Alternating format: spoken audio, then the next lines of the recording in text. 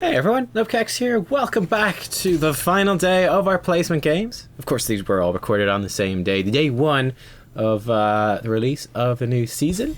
But today we are going to be doing placement games 9 and 10. They will be up on the channel. Find out where we end up, and yeah, also find out if we can come away with a positive win ratio, a neutral win ratio, or a negative win ratio. We were doing horribly, but we've kind of scrounged our way back up. We're 4-4, so 4 wins, 4 losses, dead even so far. 2 games to go. You could walk away 6-4, 5-5, or 4-6. It's all on the line for this. Yeah, here we go. We got a lot of the same players actually in this particular game that we had in the previous game, so we can kind of follow up, see how they did in the previous game, and compared them to this one. So we got Haswabs again on the enemy team, 4X over there, and Martellius. They were from our team the last time, the Lunara and the Karazim. So the toxic Lunara and then the questionable Karazim.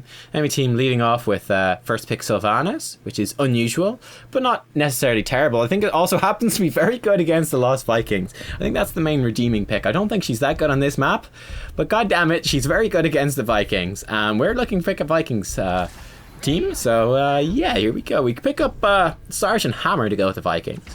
I think it's an interesting pick. I'm not sure if it's good. I've got mixed feelings about it. On the one hand, it's good because, well, she's just like a solid range damage dealer. You can like push 4 people into the bottom lane or something and siege up with Hammer and get some structural damage down. But then I don't know if you get all that much more out of her than you would with the other ones around. Now, unfortunately, 4X over there does pick up Malfurion. We know from the last game that Malfurion is his only support, and that sucks that he happens to have the best. Well, he obviously has it intentionally, but he has the best one and does pick it up early. Haswab's on the Falstad. Very good pickup and very strong against the Vikings as well. And now we got some more bans to come out. We'd actually banned out Tyke's first pick, which is interesting. I don't think it's a terrible ban. Tyke's is pretty good on this map. I don't think he's as dramatically great. I would rather ban out something probably like Thrall or ETC. Okay, we ban out Thrall right now. Kind of daring the enemy team, saying, alright, you guys want to ban out ETC or else we're probably going to pick it up here. They actually ban out Varian. Interesting. I think that's a bad ban. But I think it's just a bit scared of... I remember Sphyxy did play Varian in the last game, the Colossus Smash Varian, and he did get a couple of good picks onto Haswab, so I wonder if that might somewhat dictate why that particular ban came out. I'm curious. And we grabbed the Gul'dan, so we're running a bit of an unusual Vikings comp here. We're not going to have a second melee hero, and Sphyxy's actually going to pick up, it looks like, Tyrael as the main tank here, which is unusual. We're going to be on support then. That's fine. So the Tyrael, again, a bit unusual. I don't think the Tyrael is particularly great. I wouldn't pick it in this situation. Again, I think if you could imagine that instead of Gul'dan we had like Kerrigan, then okay, yeah, cool. You know, Kerrigan Tyrael, that's pretty sick. That's pretty great. But other than that, I don't know. I feel like other warriors would be a bit better. Something like a Muradin, maybe, Johanna, maybe Diablo wouldn't be too bad, actually. And deny them Diablo with the Apocalypse against the Vikings. That could be pretty good, too. I think there are other better choices, but this is fine. Enemy team grabs it. Oh, excuse me. Oh, my God. Oh, ETC was still available. Oh, shit. No, 100%, 110%. We should have had ETC. Shit, I completely forgot that. That actually took me by surprise. And I forgot which way these drafts go because I haven't watched it. But I was just so certain ETC was gone. That is unbelievable that you would pick Tyrael over ETC when you're running with the Vikings. I think ETC is great. Oh, dude. Oh, that's painful. No. Oh, no. Alright, so that's a bad pick then, the Tyrael. I don't think we have anything that synergizes that well with Sank. And yeah, Zeratul, by the way, can cancel Sank or counter Sank by just VPing people. And then the Sank expires and then they're all stacked up. But shit, man, giving away ETC for that, that's pretty brutal. Ouch. So yeah, I don't think we've got the best rounded composition. I think it's also quite interesting if you look at the ranks of people here. Fana, who is our team captain, no, he wasn't the team captain. Never mind. Okay, I was going to say I thought he was the team captain. And he's actually, I think he is a very good player, but you can see he's actually Diamond 4. He's having some rough luck this season. Which, I mean, I think overall relatively probably fairly decent teams. But yeah, I think that they've got a pretty damn perfect team for countering the Vikings, to be brutally honest with you. The Malfurion are going to be interchangeable with other supports against the Vikings, but Falstad and Zeratul are probably the two most obvious counters to the Vikings. Sylvanas is excellent as well.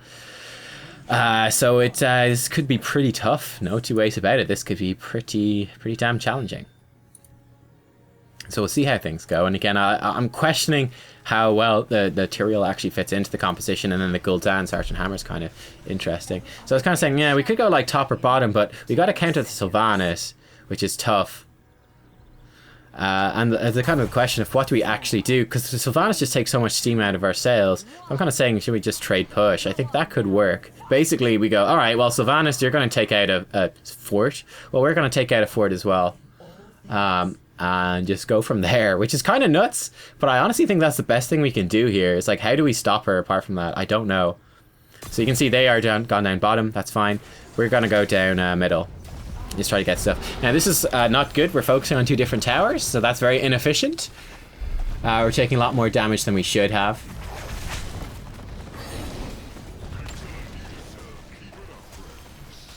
Sergeant Hammer will work down that tower. There we go, tower down. So we can see pretty even trade so far. We're working on this and then pushing in. While we have the minions, it's not too far bad.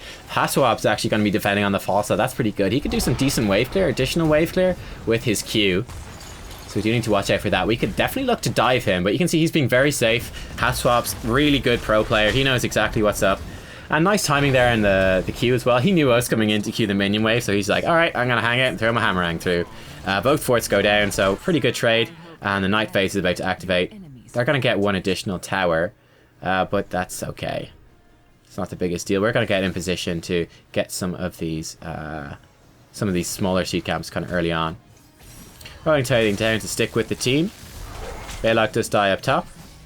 And Zeratil's coming in doing some damage, but we've got plenty of heals available to keep Hammer alive. And we'll continue on. And yeah, clear out this wave and then rotate, start taking some of these smaller camps. And come up here, start working on this small camp. I think Tyrael is going to go in and look for... Oh, he's actually going to bully the Falstad a bit. Tyrael can actually bully Falstad quite well early in the game. We're going to be able to solo this no problem. We're kiting the melee dude right here to take just as little damage as possible. I want to not have to use my heal if at all possible. We don't have to use it. We don't take too much damage. And that's grand. We can swing back up here. Gotta pick up. Actually, I was considering what to pick in level 3. A few different things we could go for in terms of this build. See, we actually lost out in terms of small camps, which is really not good when you've got Vikings. We're actually substantially behind in terms of seeds, which is very unideal, to say the least.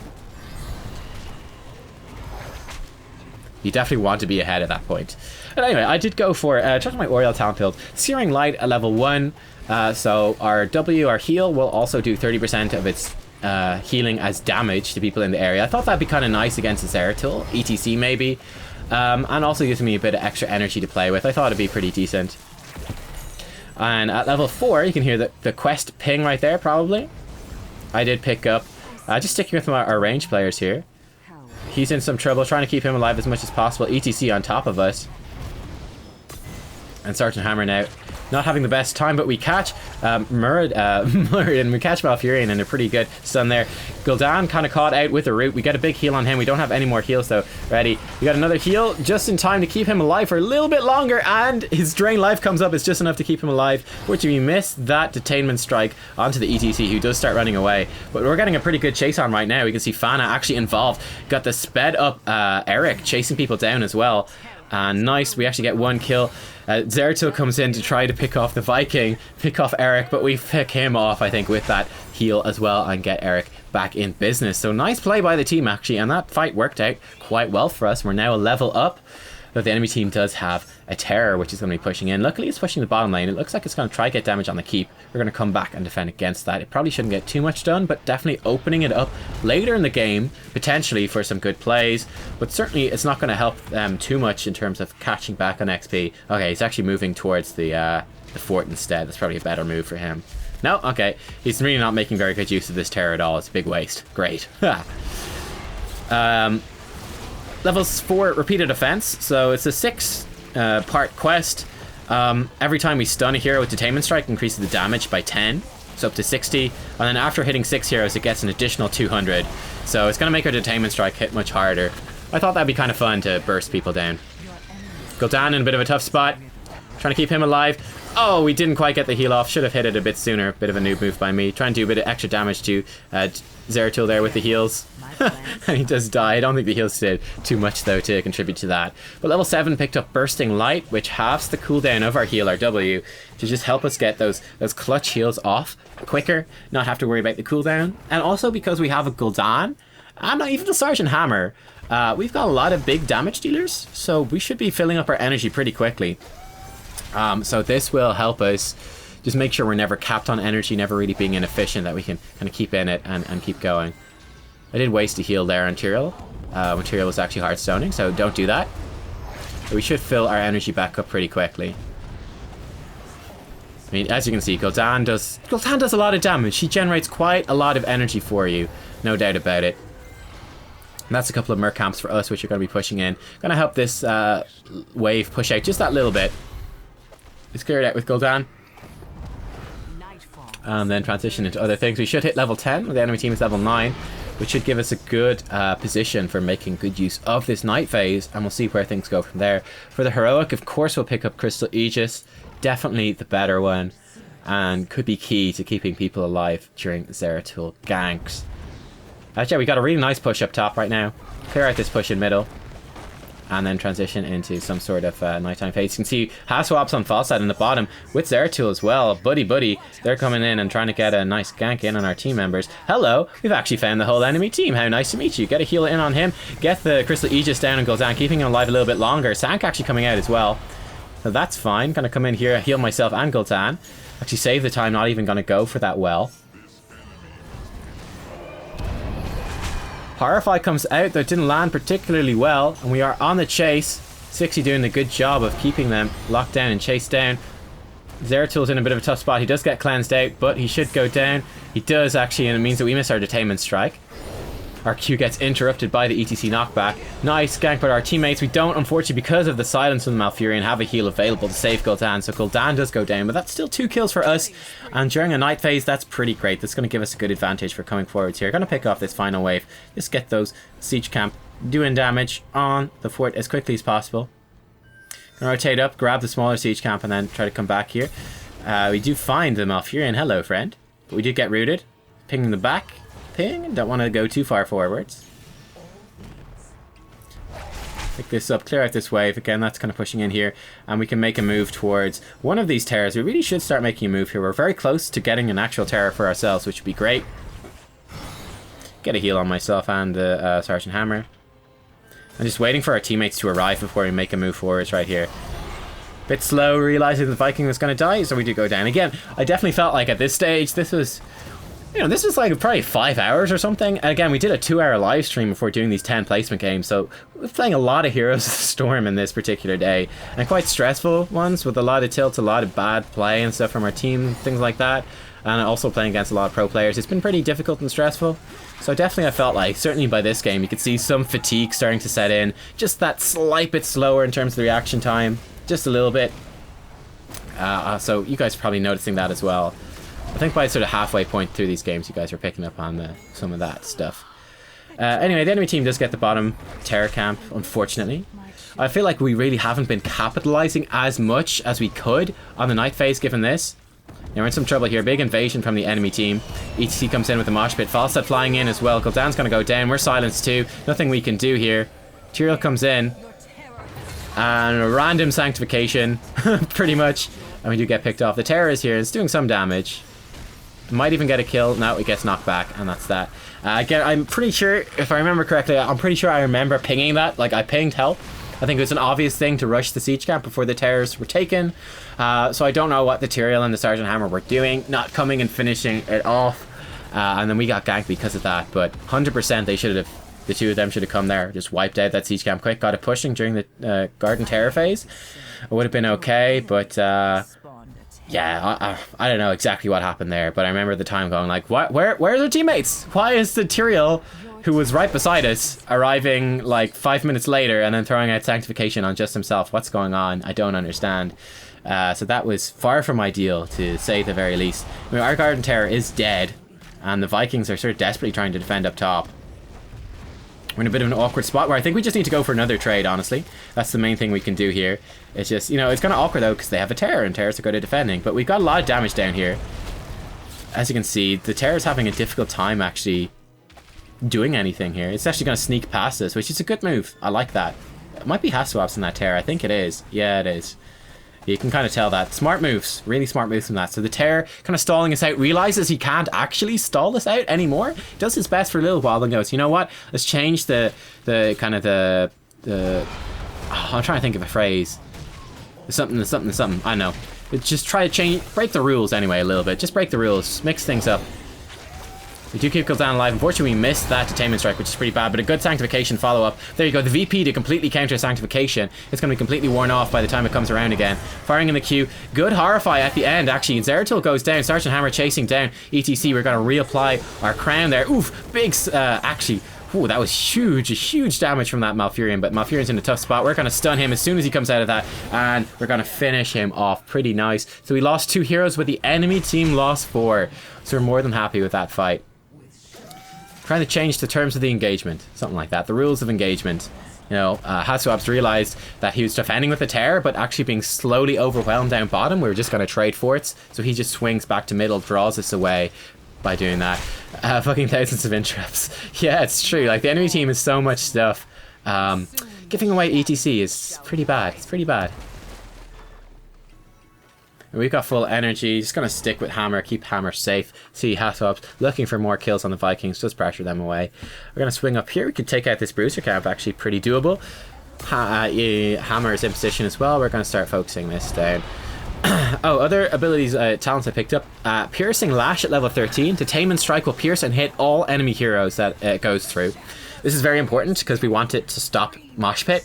We absolutely don't want, for example, to try hit ETC about to activate Mosh Pit and then to hit a Zeratul by accident, something like that. We want to very much ensure that we get the maximum use. Yeah, just ensure that we can interrupt Mosh Pit reliably with our E. Or just hit whoever we want with our E. Don't need to worry about it being interrupted or anything. Level 16 then picked up Reservoir of Hope, so we're going to stack up maximum energy, which will give us basically more, yeah, just make our heal more powerful. Increases our max energy every time we use a max energy heal. Probably should have been using it at this stage to stack the quest, but then it's also one of the difficult things when you're going up against Zeratul. You kind of always want to have your heal ready to go, and certainly it would be completely wasted at this stage. Like, we haven't taken any damage. Now, this should be a pretty powerful point for us in the game. Equal talent tiers. Unfortunately, we don't have the XP lead we want with the Vikings at all. But we've got a Terror. The enemy team doesn't have anything. He's using that to depush bottom and hopefully take out that fort. We can pressure the middle while our Merc camps are kind of putting pressure up on the top. So this should be pretty good for us. We're going to have multi-lane pressure here. ETC looking to make this happen. We catch him in the Mosh Pit. There you go. That's what I'm talking about. He goes in with the Mosh Pit. We just catch him with our Detainment Strike and completely interrupt that. Luckily, they completely fuck up their combo right there. Tyrael trying to get on top of us to Sanctification us, and it works out pretty well. Though it does overlap with Horrify in the end, which is unfortunate. And then the Mosh Pit comes out. It's only stopped for 10 seconds because we interrupted the cast of it. But it does work out for us. And the Terror has arrived right now. We're doing what heals we can. And nice, we got 2 kills off of that, and we're pushing with the Terror. Things are looking really, really good. So I thought that was a funny kind of series of events in that fight. Pretty chaotic, pretty crazy, but we pulled through. Nice moves by everyone pretty much involved. Trying to heal as much as I can. Gul'dan is being pretty risky here, taking a lot of hits. We're trying to heal him up as much as we can, but we don't have much energy. Gul'dan is in a rough spot. Falstad's coming in trying to catch him as well. We knock Falstad away, but it's not enough, and Gul'dan goes down. I don't know what he was trying to do right there. I think he was expecting me to have a lot more heals than I actually did. We're trying to generate energy off Sergeant Hammer. Zeratul has reappeared. We get a nice heal off on ourselves. Zeratul goes, oh shit, she had full energy heal. She got Reservoir of Hope. Actually, that's a lot of healing. She's actually perfectly fine. Hammer needs to watch out here. But we took out the keep, and that's pretty good. It's pretty good. So, I mean, if Gul'dan hadn't died, I think we would have been much better off. Trying to keep him alive. Oh, unfortunately, I think we could actually kill Zeratul right there. Would have been a kill opportunity. Maybe I could have even got the Aegis onto Balog, and that might have got a kill too. Oh well. Oh well. definitely, you can see, definitely not up to speed in terms of these like rapid fire reaction things. Gul'dan suffering in a similar way, it seems. I don't know if he's fatigued or what, but making a couple of bigger errors. Anyway, I'm saying almost 290, almost 20, I mean. So we want to get level 20 and then we can force fights pretty nicely. That level 20 power spike can be huge, especially for the Vikings. It's a really big deal. We can make a lot of things happen once we have that under our belt. Gul'dan in a little bit of trouble.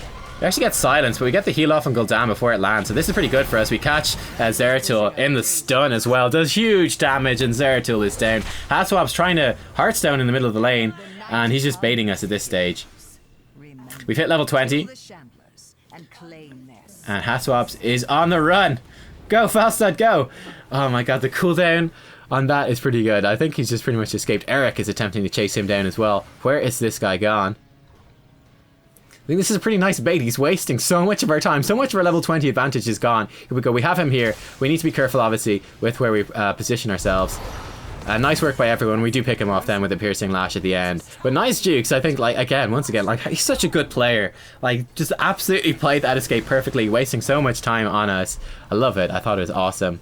But anyway, you can push in here now. We really want to grab all these small siege camps. Zeratul's still dead. Actually, oh, huge. ETC way overextending. Really bad play there. But we absolutely should get every single small camp and at least one of the big towers, hopefully even two, and really have ourselves positioned very nicely for a big, big, big win then at that point. Keeping an eye on Sergeant Hammer, making sure she's not going to die from anything. And myself and Gul'dan can pick this off pretty easily. Gonna come around here, just try to get a big heal on as many people as possible, probably. Yeah, okay, no, I'm not actually doing it. I think I should be using the heal at this point, though. I think that's a mistake. You know, just top us up. There we go. Okay, I do heal in the end. Because we should fill up our energy relatively quick. And we don't need to really worry about a team fight for the meantime. I was thinking we can maybe pick the bruiser camp. But that you can see, this is fatigue. And Gul'dan's like, no, no, no, wait, take the thing. I'm like, oh yeah, sorry. Just tired. Just completely asleep. Why am I trying to take a bruiser camp when there's another garden tear ready? Completely snooze fest. Not up to speed on the map thing at all. Just, at this point I was kind of going like, oh shit, like you really are getting tired. Really are getting tired. That's not good. That's not good. That's an obvious huge noob mistake. Wouldn't have been awful to pick up the bruiser camp, to be fair, and the enemy team actually got it, but you know, it wouldn't have been super ideal either. And then we've got one tear, and then we've got another tear to follow up directly after, so this should be a really good situation for us. We can put pressure on the core. ETC out of position, kind of chasing him down. Gul'dan looking for the flank as well. Nice route from them comes out. Zeratul coming around, looking for something here. But Tyrael's going way too ham. He's almost dead, actually. Big Gus comes out. They're on top of us, and it's pretty scary. Get a nice AoE heal off, though. Our team is chasing down Zeratul, but he does get out of here. But Tyrael has gone way, way, way too ham. He's almost dead. And I'm very stressed out at this point. I've got no energy. And Tyrael's gone super deep. Continuing to chase. Bad placement on that. I run into the Sanctification, but a huge root comes out from the Malfurion. We get a Aegis on ourselves, but it's not enough. Sergeant Hammer got picked off to the side by the Zeratul. We go down, we get silence. Just a brilliant CC lock by them. Should not have gone into the Sanctification. Our team is focusing down the core, but everyone is dead. It's just the Vikings. The Terror is already down. I think this is going to be it, guys. 27% on the core, 26%, 25%. LOL GG. That's it. That's it. We lost. Unbelievable. Completely fucked up that last push. Completely fucked up that last push and threw the game. So I did watch this back. This kept me up at night, guys. It kept me up at night. I watched it back several times to work out exactly what happened. There was excellent play from the enemy the enemy Zeratul and Malfurion. Excellent play from them. And then on our side, I'll go through it all. Huge mistake from Tyrael. Huge mistake from me. And smaller mistakes from our other teammates. I think Gul'dan on our team had the least mistakes. He was just kind of caught between a rock and a hard place. He did the best he could. He didn't really do anything wrong in that fight. You know, he made a few mistakes in this game overall, but in that final fight, he had nothing to do with the throw at all. Sergeant Hammer, again, also didn't really make a mistake too much. Sergeant Hammer just went up, sieged up. She didn't follow up on the Tyrael diving. She just went straight for core. But that's understandable because, again, the expectation is that you're just going to rush down the core and you should do it no problem. Who else was here? The Vikings. I think the Vikings did okay. they're kind of focused on core. They had very bad placement on the plant from the terror. They put it right beside the enemy team and it just got destroyed. If they placed it to the north, I think we would have won. So kind of moderate mistake from them. Also would have liked to see them group up the 2 Vikings outside the terror and use them to fight the enemy heroes instead of focusing the core. But again, it's like that's like a core push with the terror at endgame. It should be so easy. So again, I can kind of understand. Then the Tyrael and me, I think, made by far the biggest mistakes. So Tyrael was going way too ham in that final section of the thing, and I was kind of panicking because Tyrael is like diving super hard, like too far ahead of his team. This is just creating unnecessary space and was taking tons of damage. Like he's at a third life at one stage for absolutely nothing, really. He wasn't actually getting anything out of that, so I was in a bit of a panic trying to keep Tyrael alive. He's going much too aggressive, and then he dived really far forwards at the end right there, which he really didn't need to do. He should have stayed with the team. So he dived forwards and was like, it was a solo person sank, and I followed him up with the dive, which was my huge mistake. If I just stayed back with Sergeant Hammer and Gul'dan, we would have won. But I went in with the Tyrael, and then again, just beautiful play from the Malfurion, beautiful roots, which meant that ETC could follow it up. And then Malfurion ran up, got a beautiful silence across multiple team members, and it was game at that point. But yeah, I think the biggest mistake was there's a few big mistakes. Again, I think the terror plant placement was bad. I think Tyrael went way too aggressive, and again, like the expectation when you're doing a core dive with a Tyrael is that you group up and just sank everyone on your team, and you get a whole bunch of unstoppable damage on the core. That's the expectation. He dove in really far, way too far, and then had to sank just himself to survive. That's pretty bad. Again, like if he was playing Muradin, I would have been like, yeah, go for it. That makes sense. But because he was on Tyrael, it didn't really make sense to me. It wasn't probably the worst play. The thing is, if I hadn't followed him in, it would have been okay, but I did. Maybe if he could have indicated or something, it would have been better. It's kind of rough. But yeah, then the big mistake for me, of course, was following the Tyrael in. I should have had the sense to know that it was following him into a really risky situation, that our teammates weren't ready to follow as well, and that we were just going to put ourselves in a really rough spot, and that I should have just stayed with the damage dealers and tried to keep them alive instead, and that would have guaranteed the win instead of following it in. Again, part of it too, of course, is that the plant placement was so bad from the terror that died before, and the terror did way less damage than everyone expected. I think we were all kind of expecting it was going to be an easy win, because that's the norm, but oh well, it didn't work out. We really deserved to win that game. And just one awful fight at the end, just huge mistakes from me and Tyrael. And then a fairly big mistake as well from the Vikings, and that's game. But I mean, also shout out, their Zeratul came in and just soloed Sergeant Hammer because I was not there. He just went, all right, excellent opportunity, destroyed Sergeant Hammer. Falstad realized as well. He like went in with his E, was like, awesome, great. They completely fucked up. We can take massive advantage of this. Great play from Haswabs too. And then Malfurion with the beautiful roots and the beautiful Twilight Dream, and then the ETC and the Sylvanas did fine as well, but those players kind of stood out to me as doing a really good job. So yeah, it sucks, man.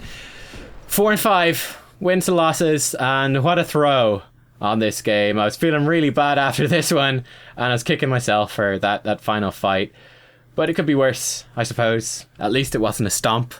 But it sucks to be right on the cusp of winning in a situation where you absolutely should be winning that every single time, and then to fuck it up. Somehow we fucked it up with a number of really bad mistakes, and then the enemy team playing excellently. So that's life, guys. Tune in next time, later today, in fact, for the final placement game. We'll find out where we do end up, and if we can make it 5-5, or if it's going to be 4-6. See you guys then. Bye-bye.